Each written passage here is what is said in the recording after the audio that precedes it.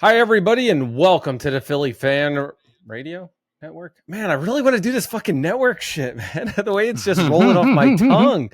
It's like rolling off so nicely. Philly Fan Radio Network, like the Eagles network. Do it. Sounds good. Yeah. We'll just have to mess with it. All right. 3, 2, 1. Hi, everybody. Welcome to the Philly Fan Radio Podcast. Now, I just really want to, Dan, before I get rolling, I keep saying Philly Fan Radio Network sometimes, and it just comes off the tongue so naturally. Everybody, I'm your host, John Myer, along with Dan Palmieri, and we're going to be talking today not only the Eagles game that happened on Friday in Brazil, and then we want to talk about these awesome gifts that the season ticket members, the link did for us. I mean, this is freaking awesome. I got this, and we have another section over here for our other ones, but this is pretty cool. Dan, let's talk about game time on Friday. And first of all, I'm going to call it out right away. The field sucked. Horrible. Very, very bad. It's a soccer field, man. Mm-hmm. It was reminiscent of the Super Bowl, to be honest with you. I mean, everybody just slipping and sliding. It's the NFL, if they want to go international, they got to fix this. This is ridiculous. I'm surprised that there weren't any major injuries, to be honest with you. I think both teams were playing soft by the second quarter, third, and half because they were afraid of injuries. First of all, this is a soccer field, all right, in a stadium. And here's what happens, and here's what I heard while we were watching that, is that the field was fine during the day. In fact, it was dry. It was great. But then later on, it literally looked like they could slip and slide. And for soccer games, they do spray the field before the game and during the halftime of the game. I'm curious, did they do this before the game? Yeah, I don't know. I've read reports that they actually said that the turf was okay prior to the game. I mean, it wasn't great, but it was okay. But they brought their long studded cleats just in case, which is good because as we saw, first play of the game, Saquon Barkley slips and falls for like a loss of 4. So, but yeah, if the NFL wants to go international and they want to claim that it's all about player safety, then they better get this straightened out because it's getting a little ridiculous now, especially on a national stage like that. I was very concerned for the players in all aspects. And before we break down the game, and I'm going to give you my grades for offense and defense, is that I think, and I actually really feel that Green Bay would have scored more points if they didn't slip and slide on it. There were so many slides, so many throws by Love that were just a little bit right there, and they slid before they get it. Now, I don't know how the game would have turned out if this wasn't the case, but I still predict the Eagles are gone. They're 15-2, 17-0. But either way, man. Yeah, I'm not as optimistic, but I was pretty happy with certain aspects that I did see for sure. Okay, well, let's talk about those certain aspects. The Packers started off with the ball, and they started to move a little slowly, kind of going down the field. And I'm not going to break down every play, every series, everything that came on. But, Dan, looking at that in the first 2 series, the defense looked freaking awesome. They were stopping the run. They had the goal line stances. It was everything that we hoped for from the defense. What were your thoughts on the beginning part, man, not the overall?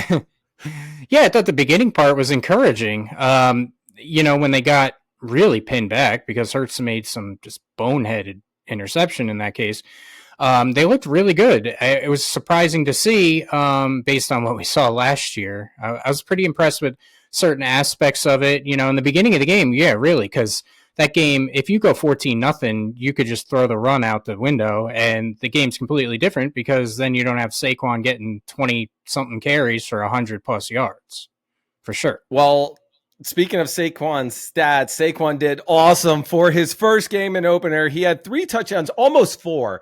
They had it right there, man, almost 4 on that. He had 24 carries for 109 rushing yards, 3 touchdowns. He looked amazing, man. He looked like he was having fun, like a little kid. Yeah, no. Some of the cuts that he was making was just absolutely ridiculous. I mean, I've seen him, everybody's seen him in the Giants. He looked good at times, but you weren't sure how he'd look with an offensive line. But I was actually very surprised at how fast he was. I didn't think he was that fast, but when he actually has a line that can block for him, he gets that hole pretty quick, and I wouldn't want to tackle him because he's a big dude. No, for There sure. was one play where he went up the gut. The line was great, and he was going straight at one of the guys, the Packers. And I was like, "Oh my god, why didn't you cut off to the side?" Yeah. But either way, I thought he was going to manhandle him like Derrick Henry and like get out of my way. Yeah, I thought he was going to throw a nasty stiff arm too, but somehow he went down. Talking about it's first of all, Hurts had those. Yeah, you said bonehead plays. They were bonehead. They were look like last year. Like he threw across his body, and right there, you knew it was going to be intercepted. But I thought he made some very smart decisions early on. One, it was the run play, some of the design. It wasn't that slow moving to the line of scrimmage and where he would get tackled, and he was getting rid of the ball sometimes. It was just that one play where he was trying to force it that should have never happened. Yeah, I think what it comes down to is that he has to understand two things. One, he has to accept the fact that his arm strength is just not elite. It really isn't. And two, he has to understand that he's got a bunch of all pros on that offense. He doesn't need to go out there and be Superman. He just needs to not make the mistakes. And that's the troubling part that I have with this whole thing is that he still seems to be making mistakes that we'd expect a rookie to make. And it's not acceptable at this point in his career. I thought he did play an okay game, but there were a lot of times that he could have thrown more interceptions and he got bailed out. So I'm a little concerned, to be honest with you, because I thought his decision making would have been better. That and I don't know, maybe it was because of the first game. Maybe it could have been because of the field, but he just didn't have that same burst when he was running the ball either. First game, getting some of that rust off. None of them played preseason. And I think that's one of the things where, all right, we get this out of the way. They've got 10 days into the next game. And I think it's definitely, I think they're going to improve in their home game. We'll talk about what's coming up. But AJ, the pass to him and the touchdown, 67 yards, it was unbelievable. And that ref, if he didn't get out of the way, but I mean, technically he was in there and he used him as a block because he was in the freaking way. Touchdown, man. Yeah. AJ Brown, it's great to see that guy and Devontae Smith. They're really, you don't even need an acclimation period for those guys. Those guys are just 0 to 100. They're that good. And it's so refreshing to have that kind of talent on the offense. When you think about it as an Eagle fan, we came from the days of James Thrash and Todd Pinkston and, Kevin Curtis. And we had some really bad, wide receiver groups. And we just have the best, and I don't care what anybody else says, we have the best tandem wide receiver group in the NFL, and it's not even freaking close. As long as Jalen makes the smart decisions and gets them to him and the timing is on, yes, because the only way they're going to shine if everybody is clicking on the same page. Now, AJ Brown's stats were 5 catches, 119 yards, and he had the touchdown. You talked about Smith. Smith had 7 catches, 84 yards. It was just, and I didn't think Smith actually caught that many or had that many yards, but what he have 20 on one clip, 15. So it was really good that we were seeing it. Goddard was involved into it. We saw Calcaterra actually he got 1 or 2? I think he got 1 or 2. Yeah. Yep. So yeah, I mean, go ahead. No, I was going to say, I'm really impressed with the way they were able to distribute the ball. You got a lot of talent on that team, and I'm going to eat my words, but Kellen Moore put together a great game plan. And that's all I'm going to say about Kellen Moore. That's all I was going to say about Kellen Moore. I tell you what, I am impressed with the game plan as of right now for the first game from Kellen Moore, based off of last year and how our offense was so plain vanilla. You had the same 5 plays and everybody knew what they were. So Kellen Moore, for right now, hats off to you for just this one game. We'll see how it goes in the next game. Moving over, actually, before I move over, let's talk about the offense. If you were to give them a grade, what would be your offensive grade? I'd give them about a B, only because of Hurts made mistakes. And to be honest with you, if he didn't make those mistakes, we were putting up 40 easy. But I'd give him about a B. There's a lot of room for improvement. Individual groups, are different. I thought our offensive line kicked ass. I thought our wide receivers were awesome. Running backs, obviously. The only reason it's a B is because I questioned Jalen Hurts' decision making. That's all. I'm on a B plus. I was almost thinking about that A minus, and the reason that I was really kind of high up there was because of obviously Saquon, AJ, Smith, Goddard, all them that were highly involved in getting the yardage. And the fumble, the interception, all that other stuff was very kind of. I understand it's the first game, but that decision right there to just get rid of it and not take it, should have been, should have been rookie season. So I'm right there with you. I'm like on a B plus right now, but we'll see how it goes on September 16th for their first home game. Yeah. So the thing I find most concerning is that it's Jalen Hurts' situational awareness. And what I mean by that, going back to last year, Seattle game, we all remember what happened in that game.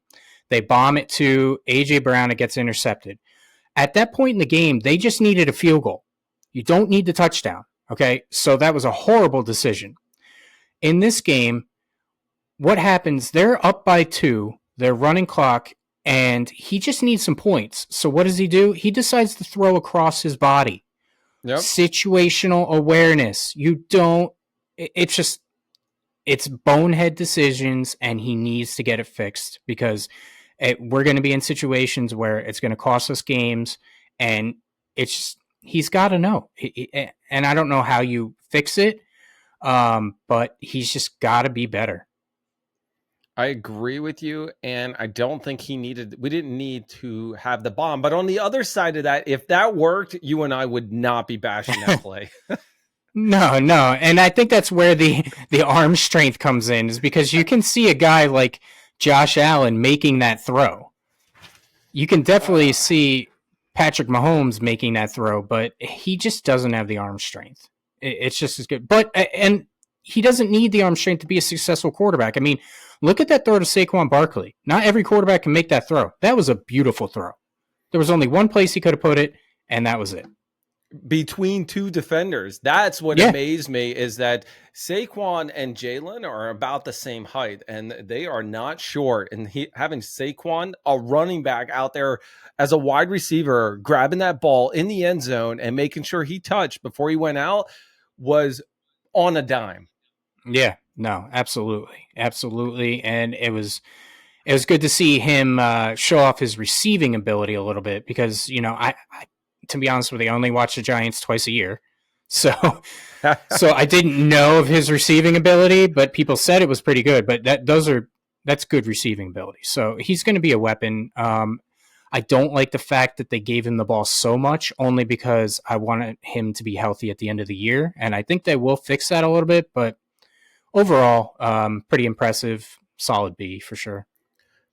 24 carries. I don't think that was that many. I mean, they have Gainwell that was in. I really didn't they had Shipley in there. He was doing actually pretty good. Had a couple of plays happening on there. We're talking him up like crazy. I think he is definitely huge potential. Dan, I got to move over to the defense. First of all, the defense first 2 series, a goal line stances, stopping the run. They were all over the place. The tackles. It was amazing to see. Then that was it.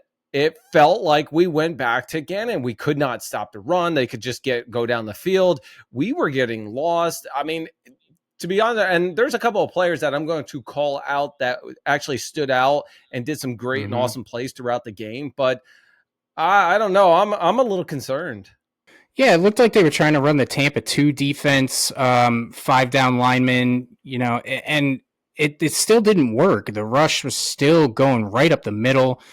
Jordan Davis was playing your nose tackle. So it's a little concerning to see that they had such issues with the actual defense of the run. So I think that's an area for concern, especially when they're only going to have 2 linebackers out there.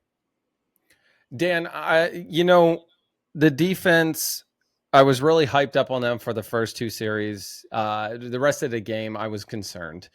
There were 2 standing players on the team, Quinyon Mitchell and Zach Bond. For me personally, I thought they did excellent. Quinlan was all over the place. He was denying, there were some passes onto the outside that he denied. That was great. He was over there. Zach Bond was all over the place doing his thing. And as new Eagles players, rookies, it's great to see them from this perspective, but the rest of the team needs to step up. The rest needs to be there and stop this rush, because I'll tell you what, it looked like they had the Eagles number. They changed their plan. And after the second series, it was like nonstop. It was tough to stop the run. No, I definitely agree. I really got to say that I'm quite impressed with Zach Bond. We heard all camp that, Vic Fangio was loving Zach Bond, that he looked really well. This is his first go at it as middle linebacker, or, whatever you want to say, weak side linebacker, not rushing linebacker. And they found a gem there. I hope he keeps it up, obviously. Yep. But he looked a natural at the position. I think he had 15 tackles. Played beautifully. He was definitely a bright spot. And like you said, Quinyon Mitchell, for a rookie coming in, playing his first game on the outside, whereas mostly in camp and in the preseason we saw him in the nickel. So I think he's going to be a star. He's going to be a good player for us for many years. Vic, our notes to you is, please change it. Whatever was going on, either commit it back to the first two series. I don't know if you changed anything afterwards. You heard Dan, he's high up on Keelan Moore. He's great. He's my new favorite. Yeah, exactly. Vic, defense, please. That's all I got to say. Now, my grade for them is going to be in the C+ range. And I know, you're going from the B+ with offense and the C+ for defense is because, one, after the first two series, that was it. Like I would give them a solid B just for Quinyon Mitchell and Zach Bond, but overall, I got to give you C+. Yeah, I'll go with you on that. I'll go with the C, because the one thing that we were concerned about with the loss of Hassan Reddick, who he still isn't playing, losing a lot of money. That guy, $800,000 a game. Ridiculous. I could go on a show about that and how stupid that was. But anyway, we didn't see a consistent pass rush, and that's going to hurt us big time. So I think we need to address that. Whether it be Josh Sweat, whatever. We have players on the roster that are proven that they can get pressure, but it just didn't happen in that game. So that's the reason why I'm a little concerned, because, as everybody knows, you get a pass rush and that helps your secondary. It helps your linebacking crew.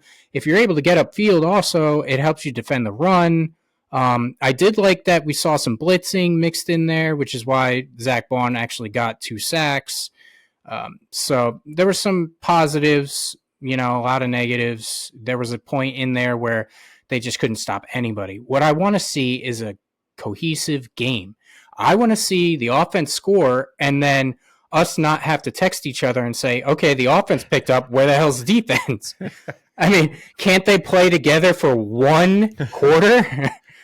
So I feel you. I really do. And we already gave our grades. And I'll tell you what, first game, that's all I got to say. And they got 10 days. They're back, and I know they were back almost a day later because Saquon was here up in our neck of the woods locally at one of the what's it called, the scrimmages or flag football that was the JV. Yeah, that was pretty cool of him to do. He must have been dog ass tired, but he was here showing up. Now we gave our grade, and for that, we want to see things picked up. That's all I got to say. And Dan and I are heading down. Yes, September 16th, Atlanta Falcons, Monday night, home. Finally. Officially an actual home game. About time. It's been a long time coming, so we're going to actually provide some more information this Friday on what's happening Monday and what our predictions for the game. Dan, before I talk about these awesome hats and what the Philadelphia Eagles did and Jeffrey Lurie, I'm going to tell everybody what our predictions were, because we're following it. You and I predicted that they would win Week 1 game. Guess what? We're 1-1. All right, we're 1-0, you and I. So, all right. Well, considering you went 17-0 on the season, then it seems like you're going to be pretty good. No, I do have a loss in it. Where was my loss? Like one loss, I think When I they're had. resting their starters at the end of Two. the year. Yeah, I did it. Well, so I said 15-2 or 17. I have two losses on here, not at the end of the year. I do have, I don't think it's going to be on there for the Jags, but I do have a Dallas loss. But other than that, they're just going to crush everything else. So, and I hope I'm wrong with these predictions, but either way, I'll still go 15-2. Dan, let's talk about these awesome swag here that the Philadelphia Eagles did for the season ticket holders.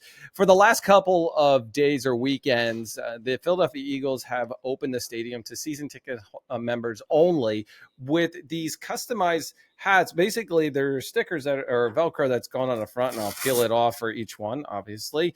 And it tells you that the year that you were a season ticket member, and then they got this cool, and I'll talk about this in a second. First, we got there. You go into the private club entrance. When you go into the private club entrance, they take you out to the Vince Lombardi trophy, did some pictures from the trophy. You kind of actually walked in the tunnel to the trophy, and then from there, you got to go right out to the field and do pictures while you're on the field. And before we talk about that and some of the things that happen on the field, Dan, what do you think? Yeah, I thought it was really cool. I brought the family. I know you brought your family. It was a cool time, to go out there, and it was something that they didn't have to do. I mean, they don't have to do these types of things, and it was pretty cool to see that. We got the player messages and everything, and it was just a good time to have with the family. They gave the cool swag on it. And I'm not going to lie, I spent a few $100s in the pro shop, so I'm sure they appreciated my financial contributions for the upcoming season. So, and that's not the last time you're going to be in there. No, I'm sure I'll be in there on Monday night too and see things that I saw before, and now I'll buy them this time. So, yeah, I'm sure. But yeah, I thought it was really, really good time. From there, we actually, when you're out onto the field, what they did is they had the Super Bowl ring, and you could put the ring on and take a picture. And so we did it as a family. We took a picture. My daughter wanted her own individual one. My son got her own. And so my wife on the sideline, we ran into Don Smolensky, and he had the ring in his pocket, and he was showing people. And I was like, wait, you got the ring out? And he's like, yeah, here. And he literally handed it to my wife. And we did pictures then. It was so cool that he was on the sideline. Obviously, I did, my own. But you got to hold the ring, do pictures into the stadium, whatever it was. And then, they kind of escorted you down to the back. Yeah, I thought that was pretty cool. Definitely. I did see that they were doing the ring pictures. I didn't actually get the pictures because they were full at that time. But yeah, I did see that was pretty cool. It's a cool experience to be able to do things like that for sure. Yep. From there, they escorted you into one last room where you could do some other pictures going around in front of some backdrops, some Eagles things, and then they gave you this little tag. Now, this little tag is basically a Google tag that you can tap onto your phone, and then what it'll do is it'll bring up every week. It'll be a little message from an Eagles player during the season, and it's only available for season ticket holders. So if you tap this on, it'll bring it up. You can see some of the messages. Now it takes a lot of effort to put in these, do individual messages for each of the players that are going to be doing it for your season ticket members. So I got to say, thank you, Philadelphia Eagles and Jeffrey Lurie. Dan, did I lose you again? Oh, internet died again. Well, Dan's internet died again, and I'm going to have to recommend that he gets a better and stable connection. And what I'm going to do is I'm going to wrap things up, and I'm going to huge shout out to Jeffrey Lurie and the Philadelphia Eagles for putting on this exclusive event for season ticket members. And we were down there on Sunday, which was Jeffrey Lurie's birthday. So happy birthday, Jeffrey Lurie, and thank you to the Philadelphia Eagles for everything you do for season ticket members and the fans. Now, stay tuned. We'll actually do another video right before the home opener that's coming up on September 16th. Well, everybody, this has been the Philly Fan Radio Podcast. Don't forget to hit that like, subscribe, and notify because we're out of here.